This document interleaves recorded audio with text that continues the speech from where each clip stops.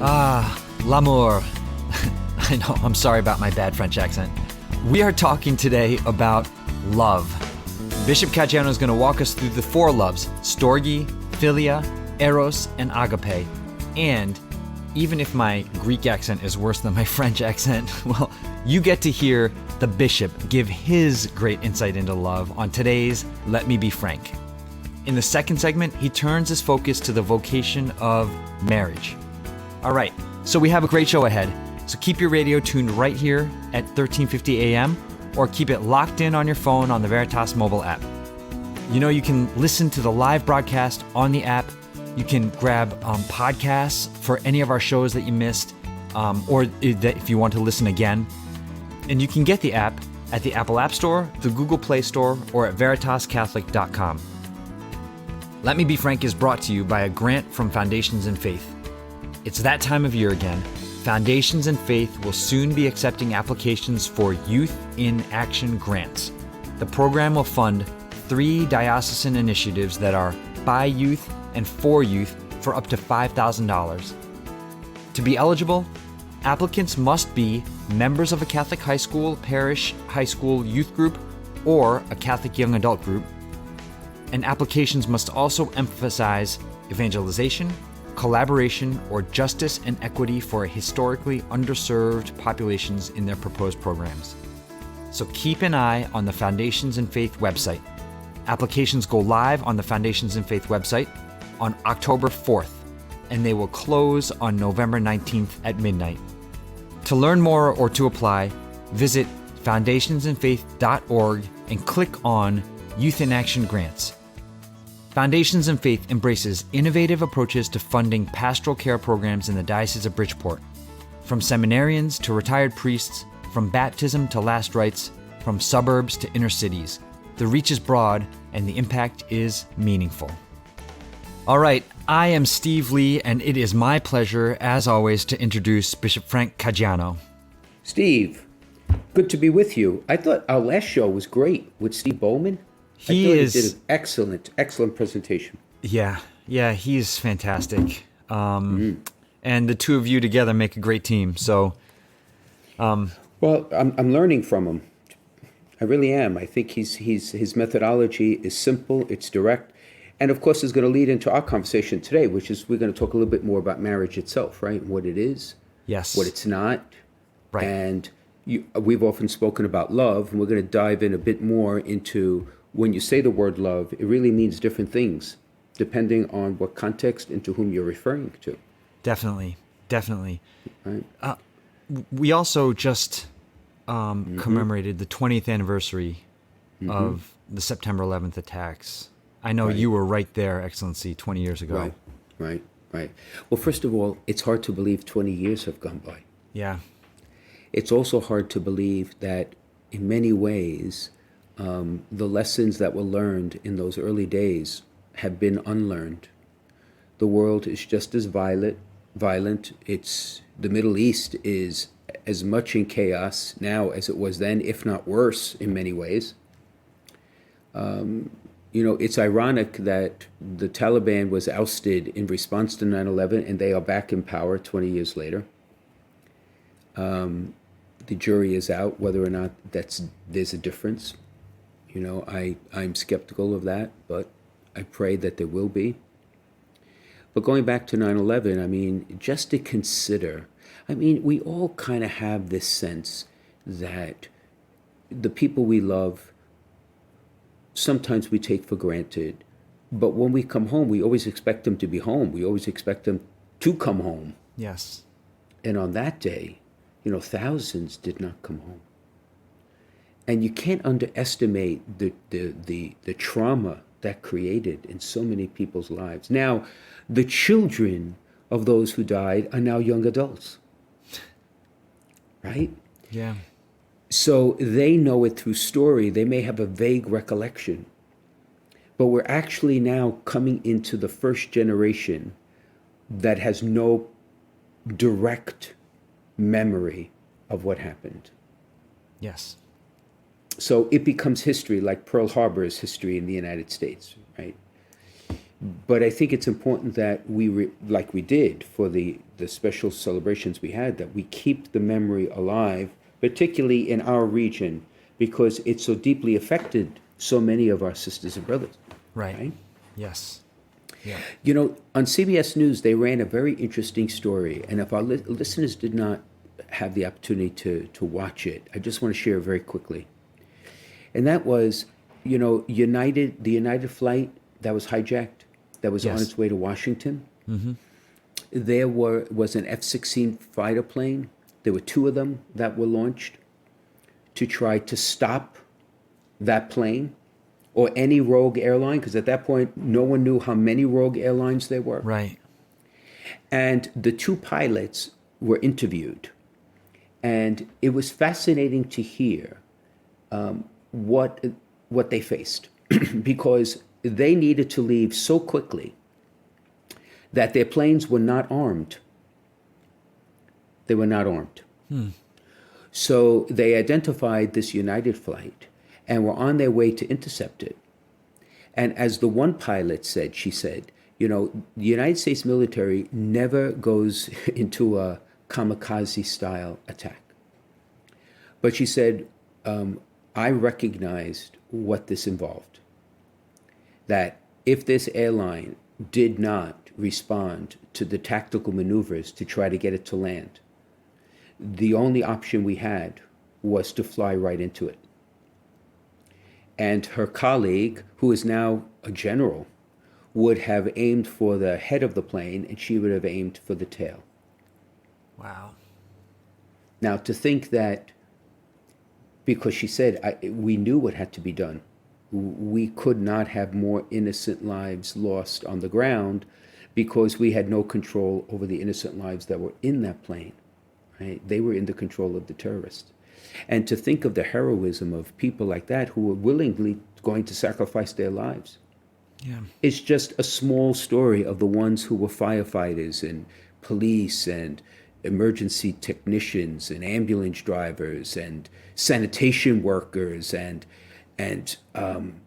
of course the chaplains who went to ground zero, and many of them, thousands, have died since from all the disease that they've, you know, it's just really the magnitude of the loss is hard to quantify, right?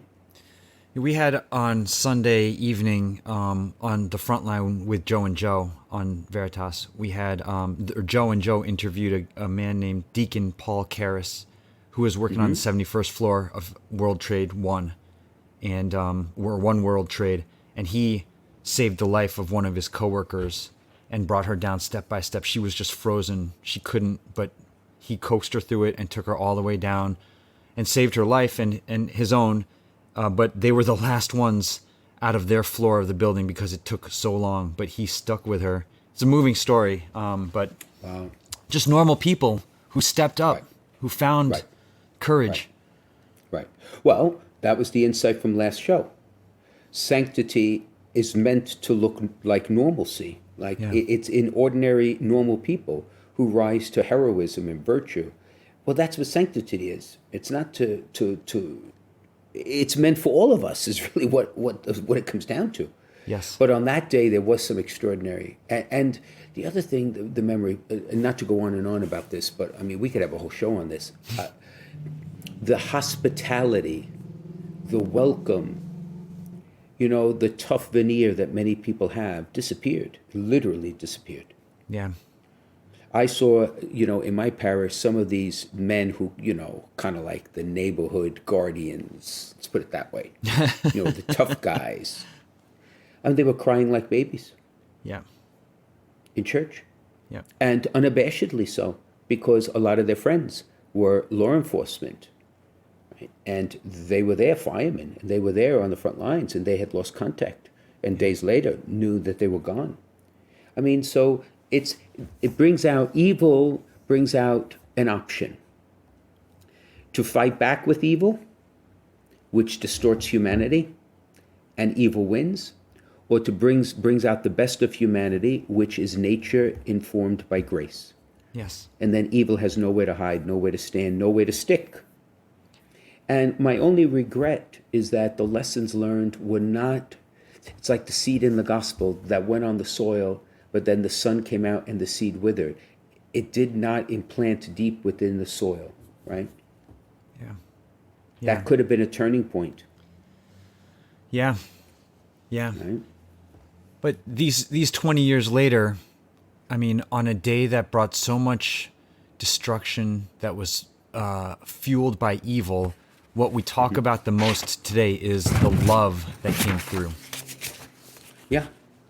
Yeah. And which, Yes. which actually kind of is the topic of today's show, is love and the different types of love. Right. Right. Yeah. And I think, yeah. Just to put a closure on 9/11, I think we need to be prepared, because our law enforcement and our security personnel do a phenomenal job of keeping us safe.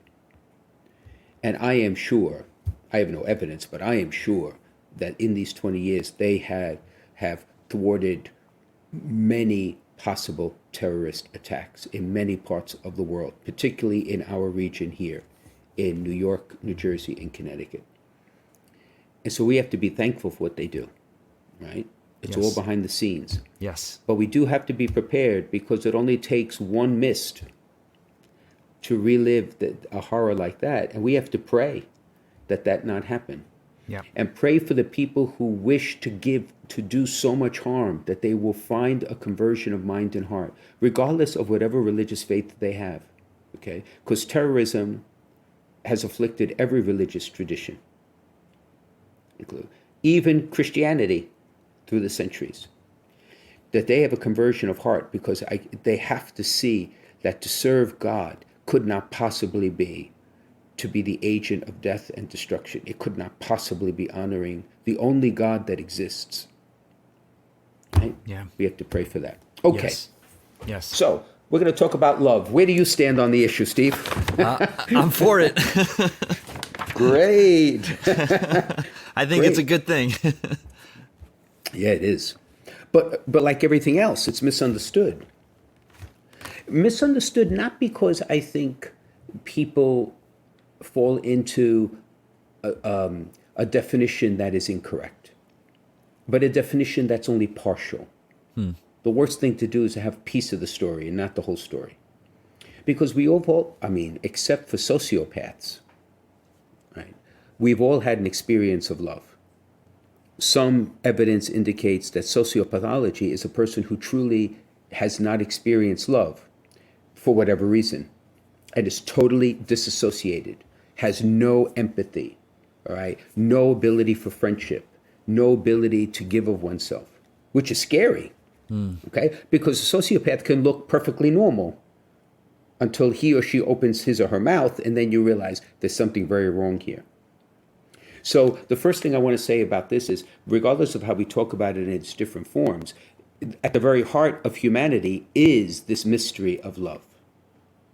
It is who and what we were created for. When we say we're made in the image and likeness of God, and we say that God is love, then by logic, we are made in the image and likeness of love himself.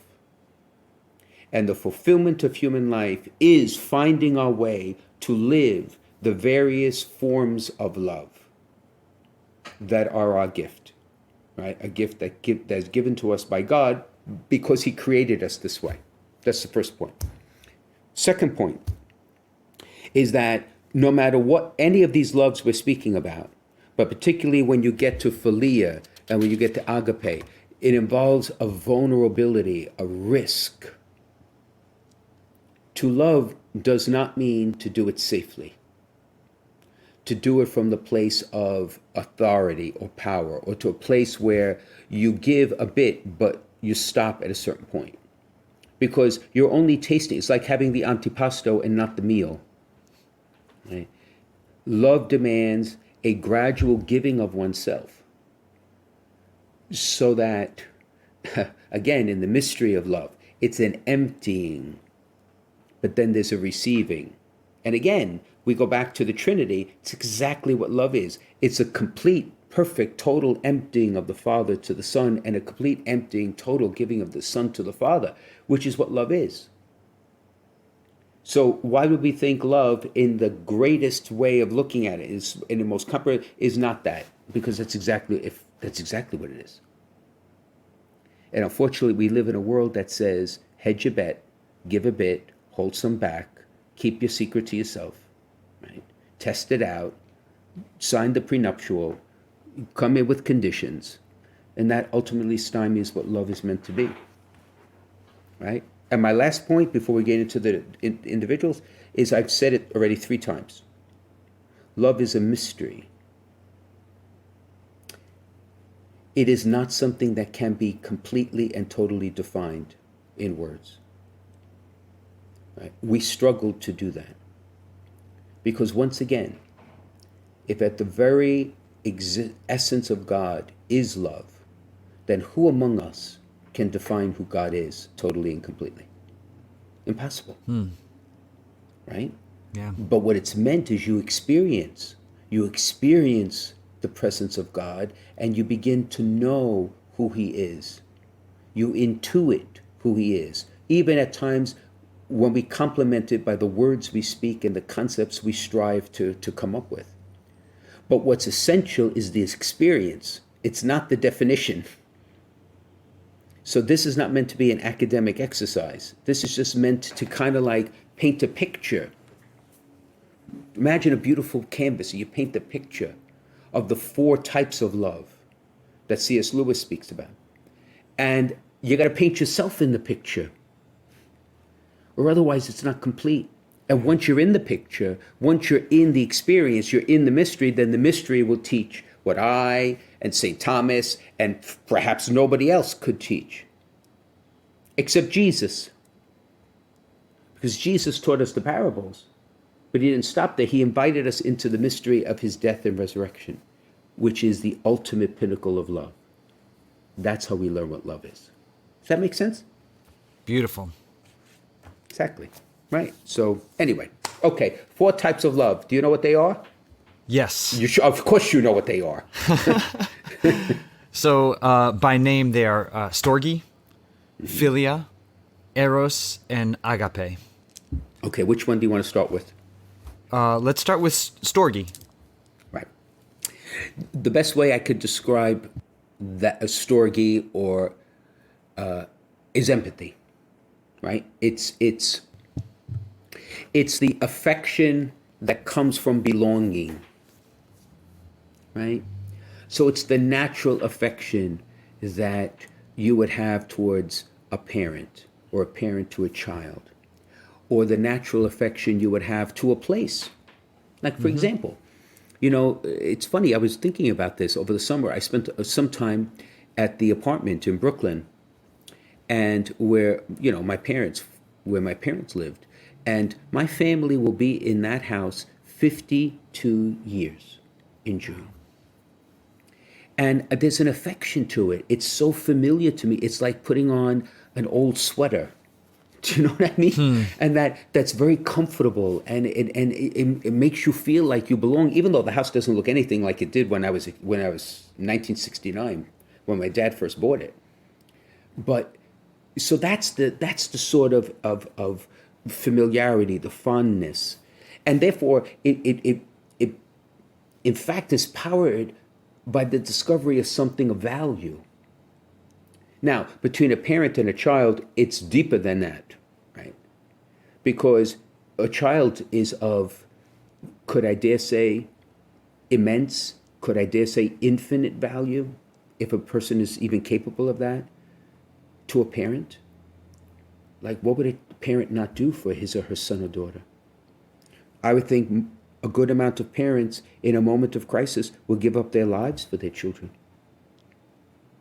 So this sort of affection almost runs the gamut of a range, but it really is that sense of belonging, discovering a value, clinging to that value, wanting to belong to that value, and to protect that value, right? Does that make sense? It makes sense. It's a comfort and, like you said, familiarity. Right. Now, what's next? You choose. Let's go with Philia. Philia. All right, now, Philia is Greek for friendship. We've spoken about this many times. Right? The Lord uses the word friendship in a very particular way. He uses the word in a more powerful way than his contemporaries understood. But a friend is someone that you choose to love by willing his or her good and choosing to love them even when they are not at their best, at their ugliest. A friend is someone who, unlike a relative, is someone that you choose to enter into their life and they enter into yours, that you open your heart to. So in my mind, we live in a world that confuses acquaintance with friends. Mm-hmm. But if someone you know, whom you consider a friend, knows you better than you know yourself, that, in my mind, is the litmus test of a true friend. Because you have opened yourself up, you have freely loved, and you have opened yourself vulnerably to all of those. It's who you are. This is extremely important because this love is, of all the loves, this is the one that the world desperately needs, and this is the love that many people misunderstand the most. Right? We would not live in such a divided world if we rediscovered what Philia really meant. And there are some ancient cultures valued Philia more than they valued married love. Precisely because it is a true gift. It is a completely true gift, right? And it may start with common values, common interests, but it becomes more than that. It's a sharing of hopes and dreams and tears and struggles and triumphs and joys. So, we've talked about division in our world. I think priests, deacons, other religious leaders in other faiths need to make a priority the breaking open of this great gift. Because Jesus commands us, I no longer call you servants, I call you my friends. Yeah. For there's no greater love. Now, this is the mouth of the Savior, right? This is coming from the mouth of God himself. There is no greater love than to lay down one's life for one's friends. There is no greater love. Interesting, huh? And therefore, in the single life, which we're going to talk about, right, to complement what we spoke about married life is in a future podcast, right? At the heart of single life is friendship, which can be richly rewarding, even though you don't share the love, all right, of eros, right? That's a romantic love with someone, but nonetheless, it's fulfilling and it can give tremendous meaning and purpose to life, right? Also, for those who have same-sex attraction, okay, there can be beautiful, meaningful friendships that are formed that do not have, as the church teaches, a romantic aspect to them, but still can give an opening of a life to another that can bring real companionship, but not in the way that the world suggests that it be done. It has so much richness. We will also have to dive into this, my friend, in a podcast, because I think it is important for celibates, for married people, for single people, for so many people to relearn the beauty of this love. Yeah. I think I could be wrong. I think C.S. Lewis said that this kind of love, this friendship, is the closest resemblance to heaven that we can experience here. And when I think of that line and the way you just described friendship, Excellency, I mean, I think of Frodo and Samwise from the Lord of the Rings, and Jonathan and David from the Old Testament. And it actually makes me realize I have very few of these kind of relationships, very few myself. Good, excellent. Because it would be unwise or reckless for anyone to have a large circle of true friends. For you cannot open the deepest recesses of your heart willy-nilly to a crowd of people. Right? That is allowing the innermost recesses of your heart to be trampled through. Because a friend is tested over time. Not consciously, but just emotionally, psychologically, and spiritually. See, the Lord called his apostles friends at the end of his earthly ministry because after 3 years, he knew all their faults and failings. Good Lord, did he know their faults and failings and what they would do? Right. But he also read their hearts. He knew who they were and could be. Right? Yeah. So in a sense, I think, what does the scripture say? To find a friend is a sturdy shelter. He who finds one finds a treasure. Finds one finds a treasure. So if you're blessed with a few of those friends, my goodness gracious, you are, my friend, you are blessed beyond most people who struggle to find one. And they struggle to find one because the world is telling us in 1,000 different ways that life is transactional. But it's not. Yeah. Life is a gift. Right? Right. Let's move on to eros. Eros, which is passion, right? Really, it is the passion that leads to the union of a man and a woman. It's the opening salvo to a life of marriage that we could talk about separately later on in the podcast, because Christian marriage, Catholic sacrament of marriage is beautiful, right? But it is that it is that deep, passionate attraction that opens the door to the giving of oneself, the decision to give oneself permanently to another in marriage, a man to a woman to a man. And then because of that passion and attraction, it leads to the giving, the unity of those two individuals, even bodily, and therefore to the great mystery and gift of conception too. So eros is kind of like the doorway into marriage, but Christian marriage is greater than eros. Make sense? Yes. Yep. Right. And then the last default is agape. Agape. If I had never heard the word, how would you describe agape?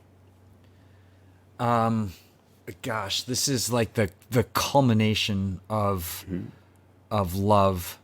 As we see in, I'd say, unconditional love of the Father and the Son.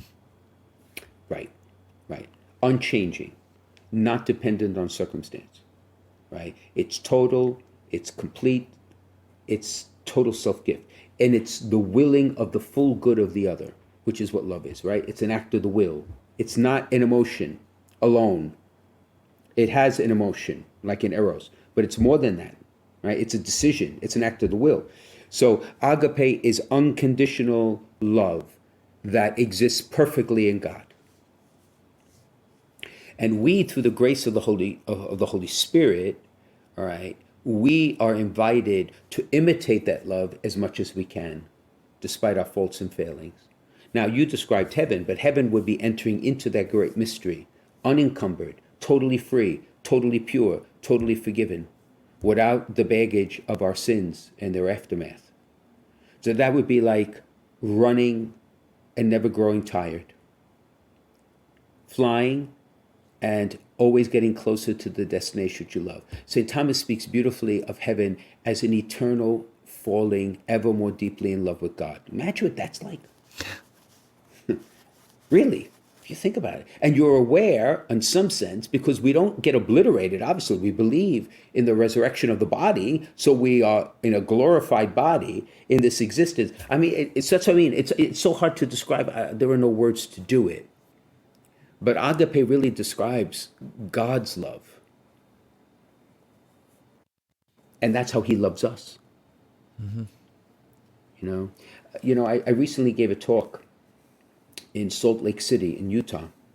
And I spoke of the 3 steps of the evolution of the teaching of Jesus in the Gospels. And perhaps it's a great way to summarize this, because remember when the Lord said, the golden rule, love God above all things and love your neighbor as yourself. All right, so he's teaching us how to love each other. The standard is how you would love yourself. Then the second step is in the parable of the Good Samaritan. He blows people's minds open and says the neighbor is not just the person you like, the person who shares your beliefs, but the neighbor could be the outcast, the poor. The Samaritan understood that. Mm-hmm. And then the night before he died, what does Jesus say in the Gospel of St. John?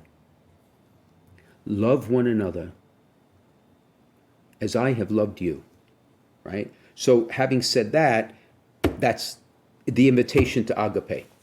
That's the invitation to agape. Yeah. And of course we fail because we are not God, but that's the goal to which we strive, to purify ourselves of our motives, our intentions, to purify our will, because everything we do has mixed emotions and also mixed intentions, mixed motivations. I don't ever recall that I could say in full conscience that I did something completely selfless. Because every time I examine my conscience, there's just a bit of Frank sticking out somewhere in there. And I think everyone's in the same boat. But that portion has to keep shrinking. Yes. Yeah. Right? That's discipleship, to learn to let that go. He must increase, I must decrease. Mm-hmm. Mm-hmm. Yeah.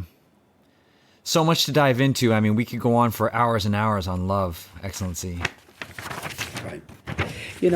Yes, we could. And I think we really need, again, for the sake of our children and young people, is I don't think so much to give them the theory, but to give them the example. There's no greater way to teach a young person what love is than a father and a mother who truly love each other, work out their problems with all their humanity, choose to do the good of the other, and are in love with each other both passionately and volitionally in the choices they make. Or to introduce them to the example you said before.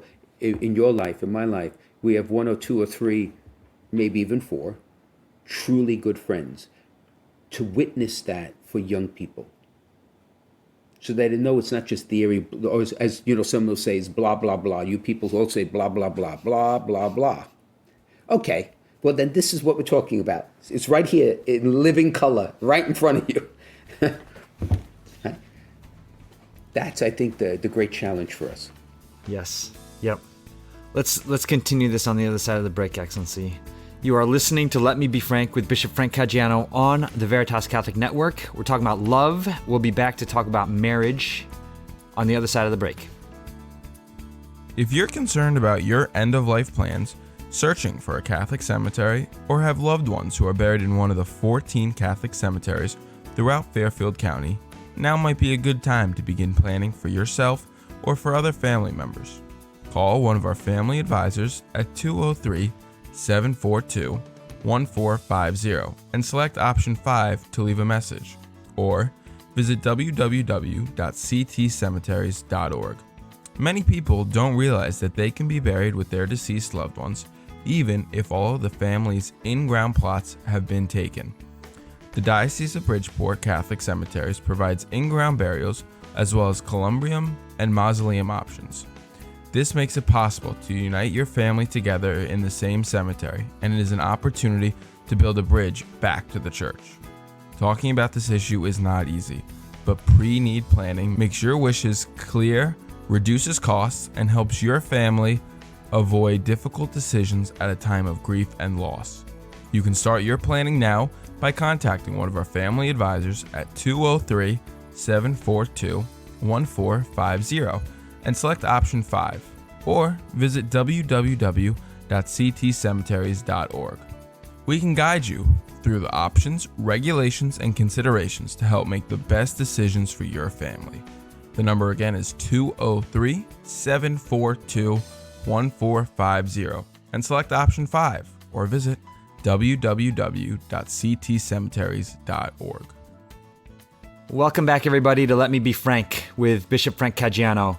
Okay, Excellency. So we started going right into it and talking about marriage. And as you mentioned, by the way, we will talk about the single life, which is a vocation, which is an important vocation to talk about, but in a future show.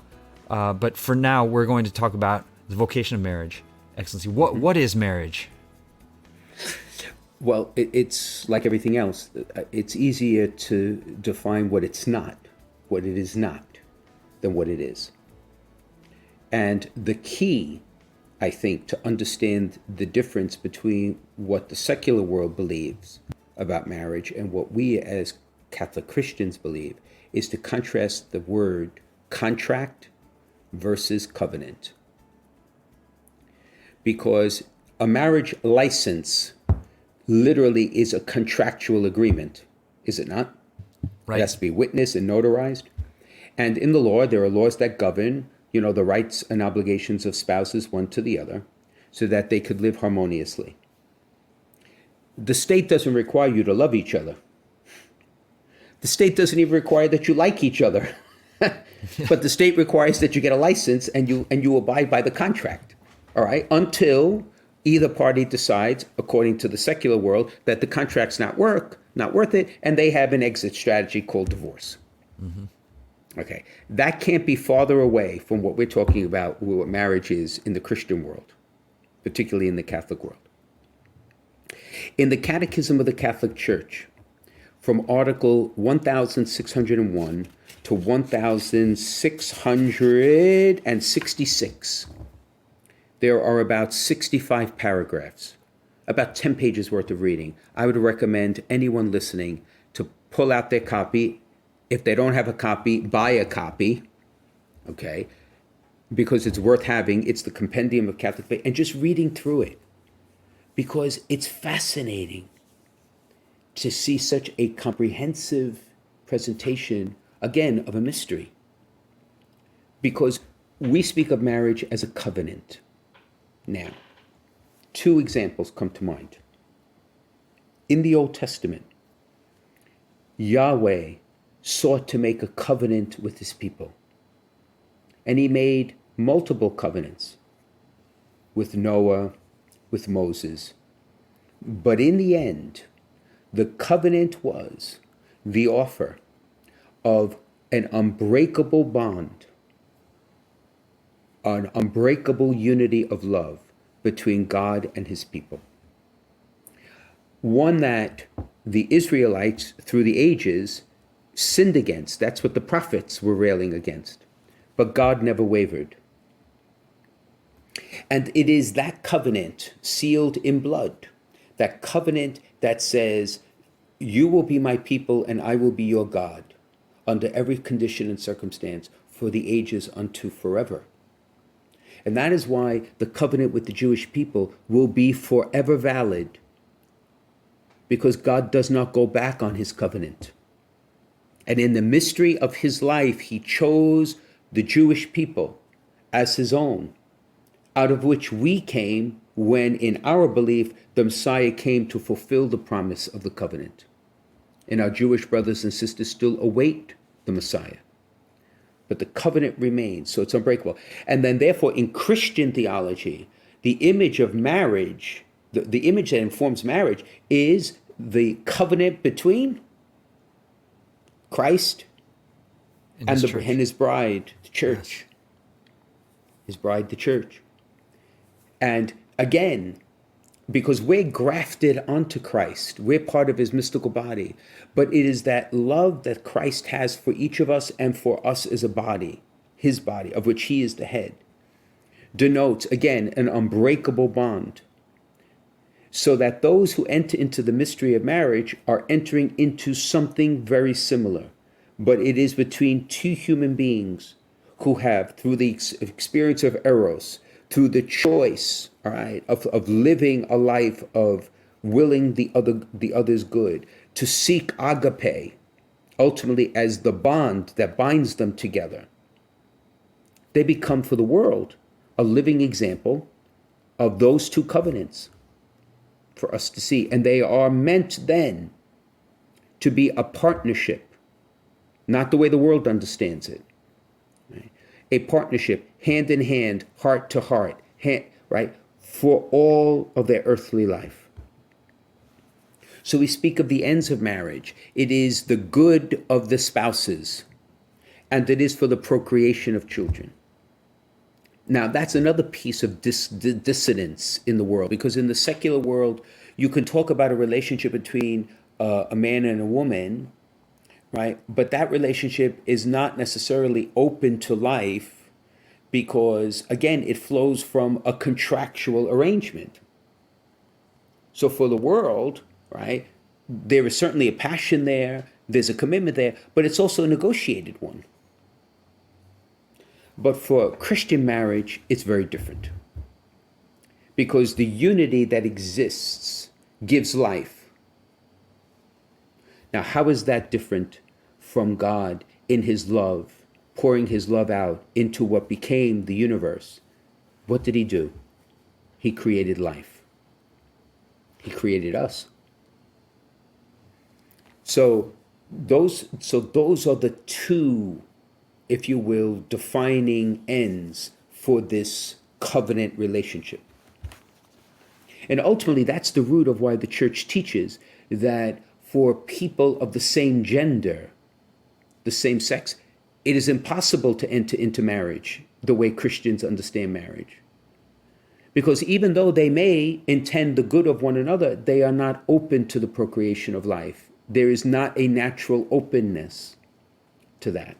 So therefore, that's why I indicated, the love of friendship, the true giving of life in friendship is a love that could very well be lived in a couple of the same sex or gender, right?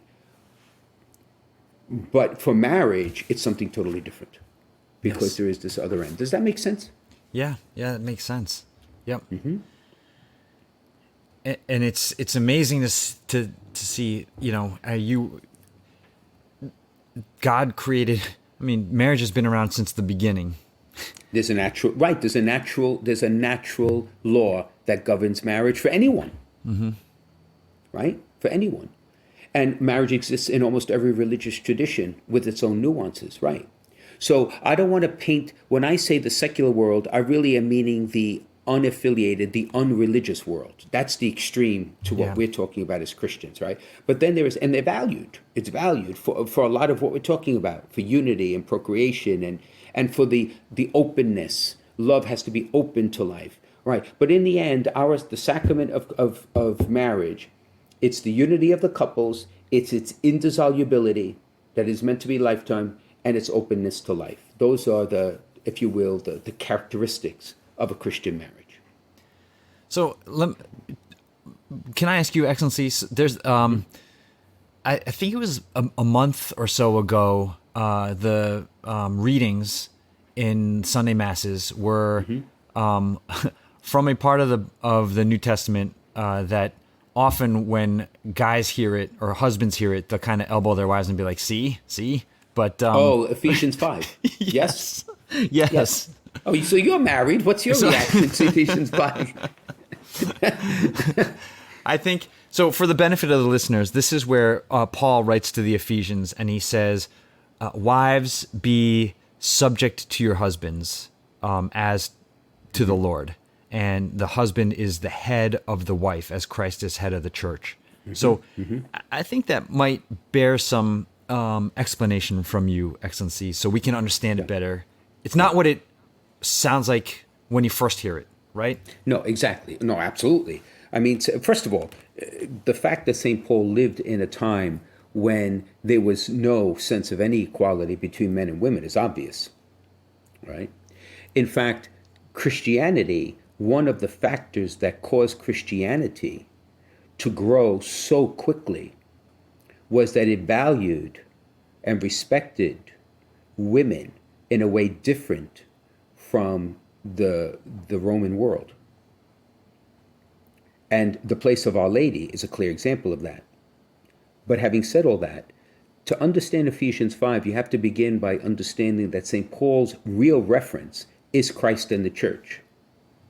Okay? And therefore, Christ is the head of the church, and the church is his bride.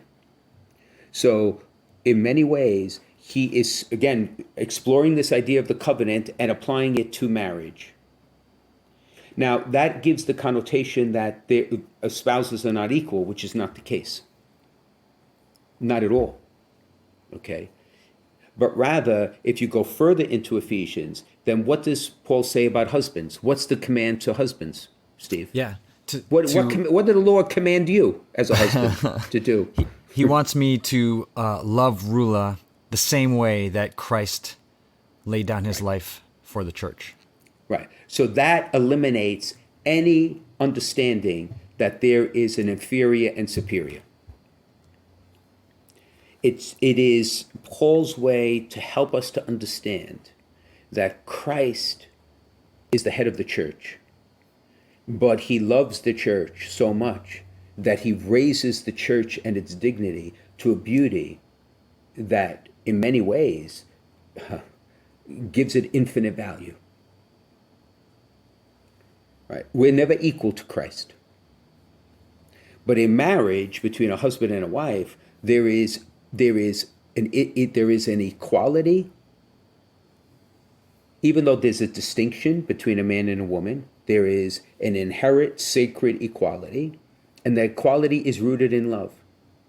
So in the end, if a husband thinks, reading Ephesians 5, that he is not subject to his wife, allow me to remind them that when Christ died on the cross, he willingly subjected himself to humanity, of which he offered them eternal life. So women are not the only ones subjecting themselves. Men are equally obligated to subject themselves because it's the mystery of love. It's the covenant we are talking about. Does that, right? Does that make sense? Yeah. I think the way I have started to look at Ephesians 5 is, so Jesus gave his life up for the church. I should be willing to give my life up for my wife. The chances are that I'm not actually physically going to have the opportunity to do that. But I can still do that every day in things like doing things around the house without being asked, making sure she has time to pray, this is a tough one for me, but letting her have the last word. Well, most of the time she may be right, my friend. Not maybe, Excellency. And right? and also, just simply averting my eyes from things I shouldn't be looking at. Those are little ways that I could give my life for her on a daily basis. And that is subjecting yourself to your wife. It's dying to yourself so that she may have greater life. Right? To wives, be subject to your husband. We see it from the modern terminology, from our modern viewpoint of being subjective or being subject to is like it's about authority and it's about control and it's about decision making, which could very well mean that in the secular world, but here it's different. Understand the word subjected to is dying to oneself. Okay. So wives need to die for their husbands, to die to their husbands. And husbands, if they're imaging, all right, the same love, are going to die for their wives, die to themselves for their wives. It's an equality of self-gift. Yeah. Mm-hmm. Yeah. I think, Excellency, even if you look at authority, if you said the husband is the head of the wife, he is the authority, even there, I mean, in Mark's gospel, Jesus says, those who are supposed to rule over the Gentiles lord it over them, but not so with you. That's not how your authority is. You're supposed to be a slave. Right. And again, because the words have taken on connotations in the world now that are different. But I would say this. I like to see it from a different perspective. The body has two lungs for a reason. And in a marriage, there are two spouses, a wife and a husband, for a reason. And it's not a question of one lung being more important than the other, one breathing more deeply than the other. In a perfectly healthy body, both are healthy, both breathe in unison. And if one, for whatever reason, becomes hindered or disabled, the other breathes more deeply for the lung. That's what we're talking about. Wow. Yeah. That's what we're talking. That's what it means to be subject to your spouse. So with this, beautiful teaching that you're giving us, Excellency, it feels like it's not, so to become a priest, you have to go through years of training and preparation and discernment. To get married in the church, you just need like a weekend prep or a class. Terrible. It's terrible. It's terrible. Well, it's become terrible. It wasn't always terrible. And why do I say that? Is because there was a time when Christian marriage was lived more freely and more openly and just more visibly. There were many more marriages that had intact fathers and mothers and were not perfect, but, strove to live the unity and openness to life that we're describing. So in a sense, the church has always presumed you will learn what Christian marriage is from the marriage of your parents. Hopefully, most of the time by good example, sometimes by bad example, but most of the time by good example. Now, that may not always be the case. Steve's point last week about the majority of households now do not have a father and a mother. Yeah. So children growing up in those families who could love them very deeply and try their best to form them, they will not have the role model in their homes. So we need to help them to find that. So that's why marriage prep, we call pre-Cana, whatever, is extremely important. And to your point, what we have, okay, is a preparation program, not a formational program, right? To be a priest is 5 years of formation, full time. For marriage, it could be a weekend, it could be a series of meetings, it could even be a 6-month program. But my contention, and I'm very grateful to Dr. Donovan here in our diocese, who is working on this, our contention is that we have to create a formational experience for couples who are being prepared to marry, for newlywed couples, and couples as they begin to have their children. The church can't abandon them because we need to help form them and meander through the challenges that they will face. So it's terrible when it's just an afternoon or a day and everybody thinks we're done. No, we're not. Because the vocation of marriage is of equal beauty as the vocation of priesthood. They're permanent vocational states of life. Yeah. And we do 5 years for the one and 1 day for the other. No. The time has come, right? Because the larger world may not teach as well, we have to do it. The Mother Church needs to do it. And thank God work is already underway in our diocese to address that. Yeah. Mm-hmm. Yeah. Great. Yeah. It just, I know that if the rest of the world feels like it is crumbling around you, that having a strong marriage, you're good. Yeah. Yes. And for those of us who are celibate, if we do not have in our lives one or two true friends to weather those storms, we are in deep trouble. Yeah. Can I tell you a really quick funny story before we go to the break? Of course. So I don't know if this is apocryphal or not, but I love the story. So apparently Winston Churchill was one day walking down the street with his wife. Oh my, she was a saint, by the way. And as they're walking, she sees a street sweeper, and she suddenly stops, and she starts talking to him for a while. And Winston Churchill continues to walk down a little bit, and he waits for her. And so she talks to the street sweeper for a while, and then when she finished, she comes and she rejoins her husband. And he says, what was that about? And she said, oh, he was once madly in love with me. And Churchill kind of smiled at his wife, and he said, so, imagine you could have been married to a sweet street sweeper. And she said, oh, no, my love. If he married me today, he'd be prime minister. See what I mean? Yeah. Wow. It's, yeah. Friendship, marriage, celibacy is meant to bring out the best of us. Yes. That's what love does. Yeah.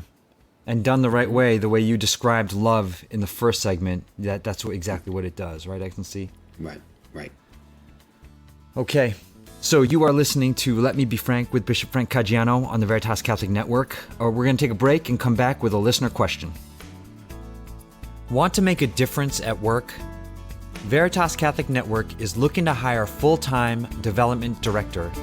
If you're organized and you have sales or fundraising experience, if you love the faith and feel called to evangelization, if you're looking for something more meaningful, email info@veritascatholic.com. We're hiring, and you can help take Veritas to the next level as we grow and continue to reach more and more souls with the incredible, saving words of Jesus Christ. Email us about the development director position. It's info@veritascatholic.com. That is info@veritascatholic.com if you're interested in joining the Veritas team. Welcome back to Let Me Be Frank with Bishop Frank Caggiano. Excellency, here is this week's question. Bishop Frank, what is our Christian duty to those in need in Haiti, Afghanistan, New Orleans, and so many other places where people are in need? Also, is CRS doing anything to help Christians in these areas? Well, CRS is certainly on the ground in all of those areas.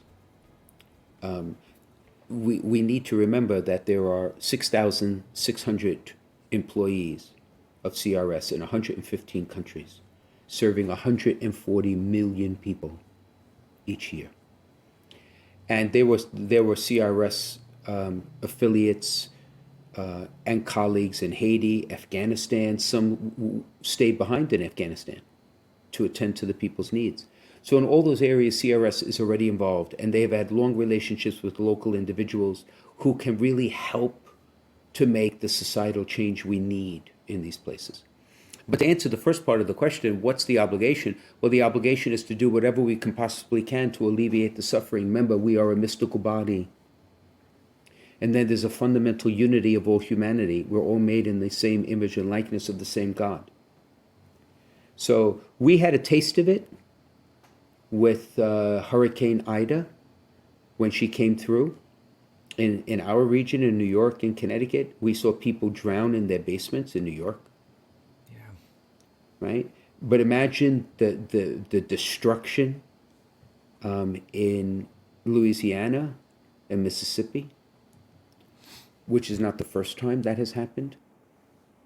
So our obligation is to do what? Is to pray for the individuals, to give material assistance so that their immediate human needs can be met. And then we need to look at the long-term needs of reconstruction for these people. Because while they're safe in tents or evacuation centers, they need to have their homes restored and their lives, semblance of their lives restored. So I think there's a grave responsibility. Yeah. All right. And so if you have a question for Bishop Frank, send it in to us on social media, or you can email questions@veritascatholic.com. Bishop Frank Caggiano is on Facebook, Instagram, and Twitter, so is Veritas Catholic Network. And as always, thank you to Foundations in Faith. A grant from the St. Therese Fund for Evangelization makes it possible for us to bring Let Me Be Frank to you. Foundations in Faith is committed to supporting and transforming pastoral ministries in the Diocese of Bridgeport, and you can learn more about their outstanding work at foundationsinfaith.org. Excellency, would you please give us your blessing? Let us pray. Lord our God, you are the God of love. who invite us into the mystery of your life. Help us to love without reserve or limit, generously, our neighbors, our spouses, our friends, even those who harm us.